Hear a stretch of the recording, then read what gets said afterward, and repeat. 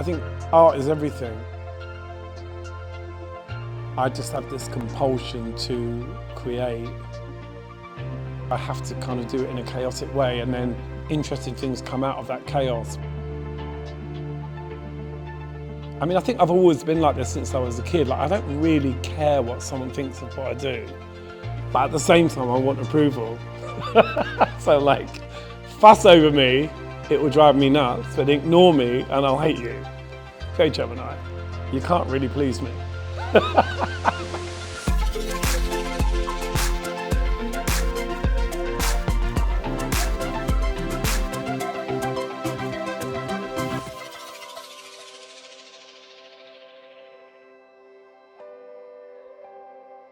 At school, I was always drawing pictures of Bowie, Mark Bolan, you know, my sort of idols at the time. I had an amazing art teacher called Mr. Riddock. It was the only class that I really enjoyed. You know, he would say to me, "Oh, can you draw something else other than Bowie?" I really wasn't interested in like still life and plants and things, which was a lot of what we did at school. And being a kid with a personality in a classroom of 30 kids, you know, you stand out.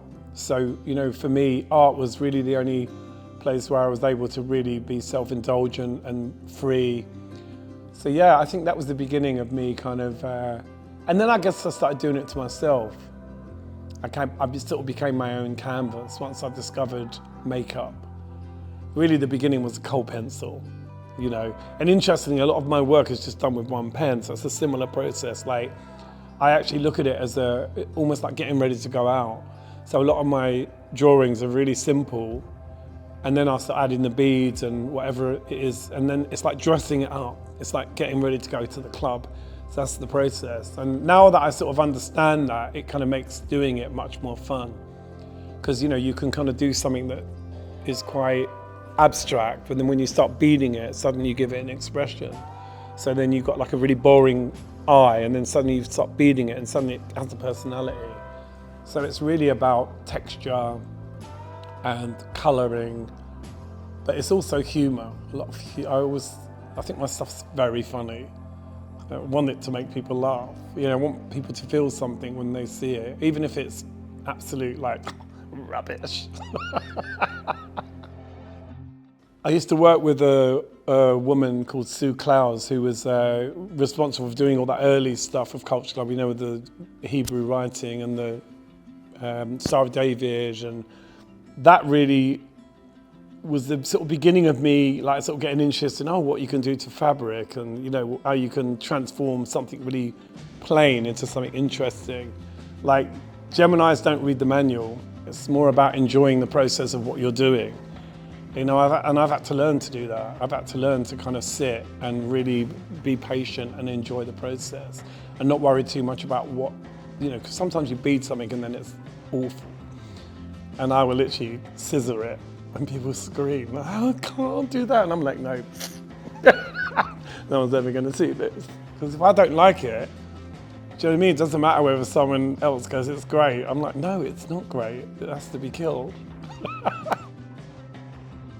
I like faces. I think faces are, you know, probably the most exciting thing to paint. And also, I don't have a sort of regimented view of beauty. I think my way of doing things is I would describe it as quite punk rock, quite sort of disrespectful to the sort of idea of how you're supposed to draw something or paint something.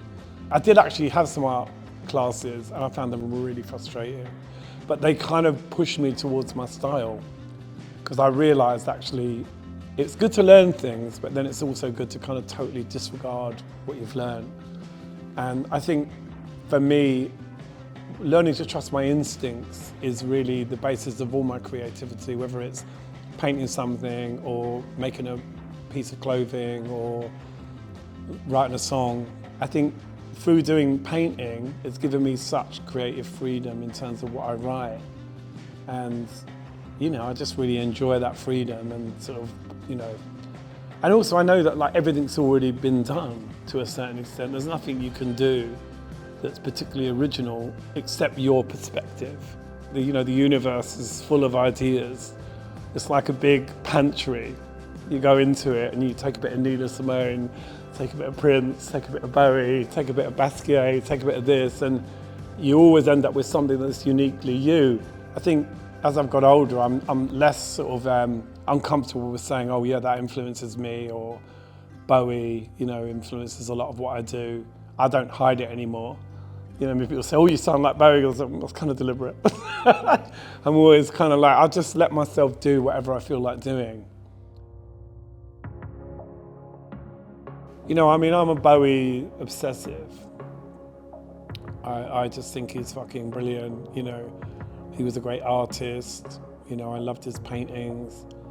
There's nothing about what he did that I didn't like. So obviously, I do a lot of Bowie paintings. I know it's a bit of a cliche to paint Bowie, which is why I did it in the way I did. Like, you look at the outfit and it's Bowie. It couldn't be anyone else. But then the face is like, I don't know what you think of the face. I'd love to know. I've done some other ones of him, but I saw that gig. I saw that outfit. I was there when I was 11. People just instantly know it's Bowie, which is fun. And when I did it, I was like, I wonder what people are going to think of it, but they love it. It gives the reaction. Same with Madonna, it's like, you can really see it's her.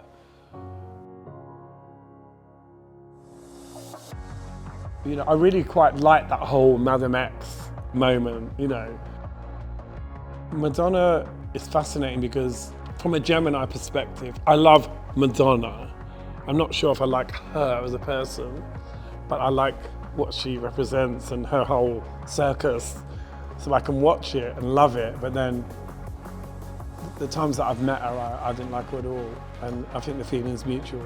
I don't think she can stand me, but I still love who she is, and what she creates. I mean, she's kind of like she's like a phenomenon in a way, really. Do you know what I mean? Because, she's still there.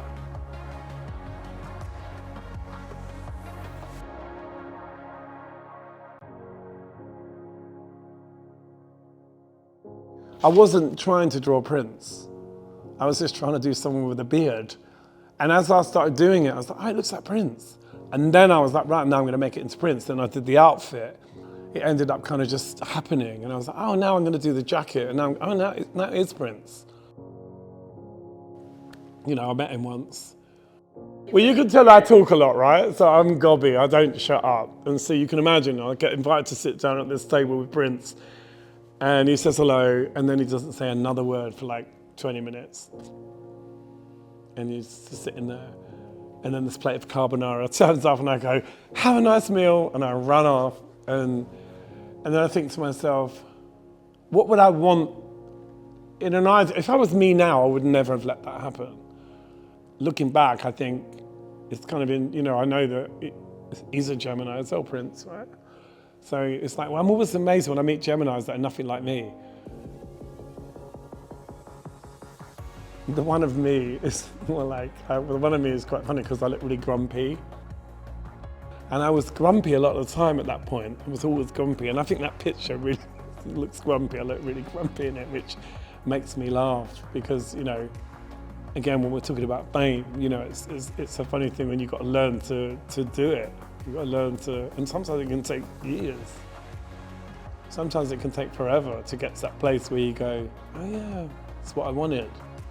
So I feel like these 4 pictures are about my relationship with fame, but also how I see other people. Because all these people are creations. When you think about Madonna, again, it's like, well, what period is the most iconic? What's obvious, what's not obvious? Obviously, you never want to paint someone, because there's a lot of Madonna pictures, there's a lot of Bowie pictures. So finding something that isn't obvious is really a challenge. Do you know what I mean? It's like, but people just love famous people. Thank God.